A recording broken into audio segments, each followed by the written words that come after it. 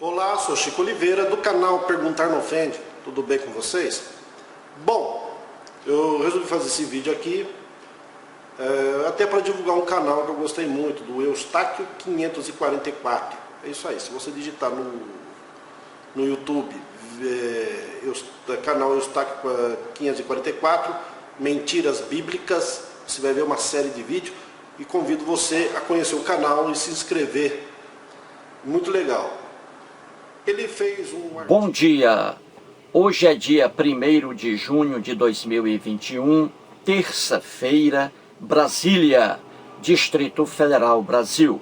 Mais um vídeo sobre religião. Religião, pura ilusão, pura fantasia, pura superstição. Como estou tratando de religião, trago novamente Sigmund Freud, o pai da psicanálise.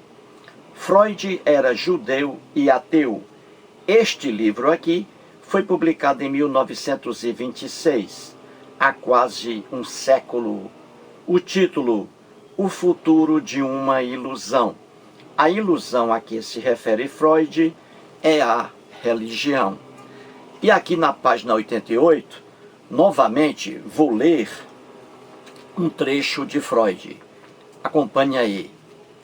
Diz ele: nenhum homem racional se comportará tão levianamente em outros assuntos, nem se contentará com fundamentações tão miseráveis para seus juízos, para sua tomada de partido.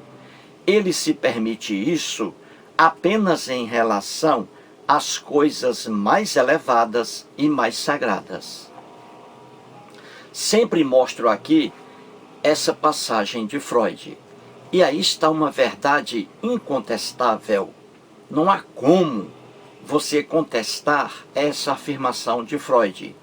Ele diz que o homem racional só se contenta com fundamentações lógicas, fundamentações racionais para seu ponto de vista. Já o homem religioso, como ele vive uma ilusão, uma fantasia, o homem religioso se contenta facilmente com fundamentações miseráveis para seus pontos de vista. E é fácil a gente constatar essa verdade freudiana. Veja o que líderes cristãos, por exemplo, dizem, escrevem. Não tem fundamentação alguma. Não tem fundamentação alguma. Por exemplo, defender a Bíblia não está... Quando um homem faz isso, ele não se apoia em fundamentações lógicas, racionais. Ele se contenta com fundamentações miseráveis para seus pontos de vista. E vou trazer aqui mais um exemplo de uma fundamentação religiosa, uma fundamentação miserável a que recorrem os cristãos. Fiz um texto e vou ler o texto para que você aí me acompanhe, porque você aprenderá melhor o conteúdo do texto. Vamos lá. Os cristãos dizem, entre aspas, se Deus não existe, então qual o sentido da vida do homem? Ora, quando a gente entra no estudo de Deus, infelizmente, vamos cair em especulações religiosas e filosóficas que não levam a nada. Por que ocorre isso? Porque Deus não passa de um ser filosófico, de um ente religioso. O que é sentido da vida? Porque eu devo relacionar esse sentido da vida com a suposta existência de Deus. Veja bem, o maior desejo do homem é ser eterno. O homem, ao longo dos tempos, criou deuses. O processo de criação foi inverso ao da Bíblia. Deus não criou o homem, foi criado por ele. Para que possamos chegar a essa afirmação, Basta estudarmos a sociologia da religião. Basta voltarmos a épocas remotas, ao estudo de inúmeras sociedades primitivas. Houve um tempo em que não havia ciência. A ciência propriamente dita tem apenas 4 séculos de existência, em oposição aos prováveis 15 bilhões de anos do universo. Os nossos ancestrais eram potencialmente ignorantes. Nada conheciam sobre aquilo que estava diante de seus olhos. Com bastante temor, eles viam o sol, a lua, as estrelas, a chuva, os terremotos, etc. Sem saber o porquê da existência dessas coisas, começaram a meditar. Dessa meditação surgiram os deuses. Inicialmente, não se tratava de criaturas espirituais. Esses deuses eram os próprios fenômenos observados. Assim, havia o deus Sol, a deusa Lua, o deus Chuva, o deus Trovão, etc. Depois veio a ideia do espiritual. Há no mundo várias sociedades politeístas, adoram vários deuses, como também sociedades monoteístas, que adoram apenas um Deus. A nossa sociedade é monoteísta porque aderiu em seu conjunto ao cristianismo. Por que a nossa sociedade adora somente a um Deus? Por quê? Dizem os cristãos que a razão disso se deve à essência do homem, que, como afirma a Bíblia, deve adorar somente a Deus. Aquele que vier a adorar outros deuses estará condenado a morrer no fogo eterno, a sofrer no fogo eterno. Veja que insensatez. Afirmar uma bobagem dessa é ir de encontro à espontaneidade de outras sociedades. É querer dizer às outras comunidades que elas estão erradas e que nós estamos certos. Partindo disso, não será possível um acordo jamais, por uma razão muito simples. Dentro de seu conjunto, cada comunidade tem o seu estilo de vida. O certo não tem valor absoluto, assim também o errado.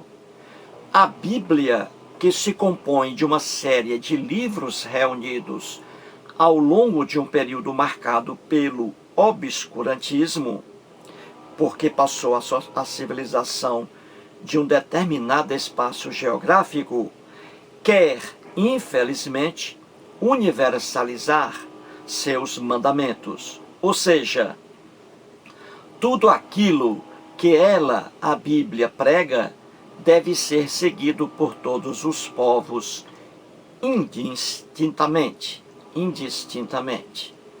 Nada é eterno, nada é imutável, como quer a Bíblia. Os costumes de determinada sociedade não são menos errados ou menos certos do que os costumes existentes em outras sociedades. São apenas diferentes. Devem ser vistos dentro do seu campo de atuação. Esses costumes variam no tempo e no espaço. Eles não são imutáveis. Um determinado costume pode ser aceito numa certa época e num certo lugar. Porém, mais tarde, nesse mesmo lugar, ele pode ser rejeitado. O fanatismo leva à afirmação de que a Bíblia é a palavra de Deus. Isso faz com que os preceitos estabelecidos por ela se tornem imutáveis. Dessa forma, tudo o que ela determina tem que ser cumprido em todo lugar, em todo tempo. Não pode haver mudança, porque é obra perfeita de Deus. Se você vier a flagrar no centro do Gama, Gama é uma cidade do Distrito Federal. Se você vier a flagrar no centro do Gama, no Rio de Janeiro, em Fortaleza, etc., dois homens se beijando, o que lhe virá à cabeça? Certamente você pensará que se trata de dois homossexuais, não é mesmo? Você estará redondamente enganado se aqueles dois homens forem russos. Ocorre que na sociedade russa, os cumprimentos se resumem em beijos, quer na boca, quer na face, em pessoas do mesmo sexo. Muitos brasileiros dizem que isso é um absurdo, que os russos estão errados, que o certo é o cumprimento de mãos ou o leve bater delas nos ombros. Quanta ignorância sociológica, não é mesmo? No Brasil, as mulheres se cumprimentam geralmente com troca de beijos nas faces, não sendo permitida aos homens tal forma de cumprimento. Assim, as mulheres podem, os homens não.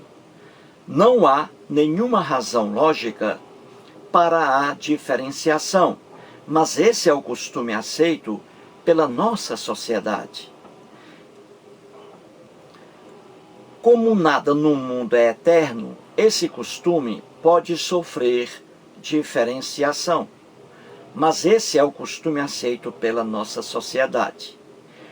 Como nada no mundo é eterno, esse costume pode sofrer variação ao longo do tempo. Tanto é verdade que na nossa sociedade já estamos vendo troca de beijos entre homens. E isso não quer dizer que eles sejam homossexuais. Quem assiste aos jogos de futebol pode presenciar, após a marcação de um gol, a troca de beijos entre eles.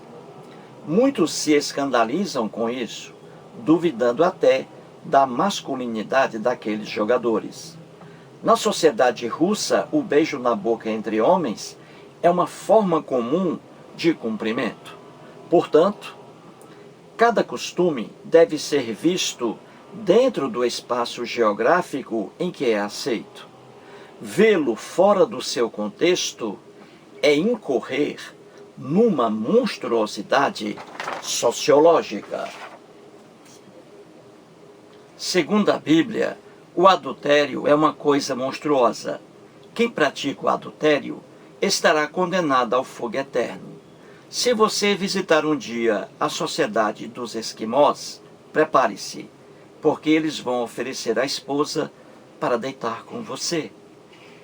Se você recusar esse ato, veja bem, se você recusar esse ato, será muito desagradável para eles. Será uma ofensa imperdoável. E o mesmo costume ocorre em muitas outras sociedades. Basta você ir à selva amazônica. Lá você encontrará comunidades indígenas, principalmente no passado, que praticaram e praticam o mesmo costume. Eles estão errados? Claro que não, por uma razão muito simples. O costume é aceito por eles. Segundo a visão da Bíblia, os esquimós e os índios são pecadores. Aqui no Brasil, por influência da Igreja Católica no Estado, o adultério foi arrolado como crime. Ora, a sociedade brasileira, como qualquer outra, evolui. Tudo muda. E hoje, o adultério não é considerado mais crime. O termo eterno é uma aberração que só encontramos na religião. O que é certo para uma determinada sociedade, nem sempre o é para outras sociedades. É inadmissível um código de leis para todas as sociedades, porque isso fere o natural viver delas. A Bíblia, infelizmente, quer fazer este papel. Voltando um pouco àquela sua pergunta, aquela pergunta inicial, vejamos uma coisa. Por que o homem questiona o sentido de sua vida? O homem, ao longo dos tempos, sempre se colocou acima de qualquer coisa. Sempre se considerou ser o ser mais importante da face da terra, a principal das criaturas que foram criadas, entre aspas, por Deus. Assim, em sua mente, prolongou sua vida, crendo na eternidade dela. Ora, inúmeros seres possuem vida na terra. A flor, por exemplo, igualmente ao homem, nasce, vive e morre. A cobra nasce, vive e morre. Enfim, todos os seres vivos nascem, vivem e morrem. Você já ouviu alguém indagar sobre o sentido da vida das flores? Já ouviu alguém perguntar sobre o sentido da vida de uma cobra? Tenho certeza de que você não ouviu algo semelhante. No entanto, quando se fala sobre a vida do homem, ele próprio procura um sentido para ela. Ele diz: eu sou valioso, a minha vida prossegue, eu sou imortal, diz o homem. É a busca inconsciente da eternidade que cria o sentido da vida do homem na Terra. Mais um vídeo e muito obrigado.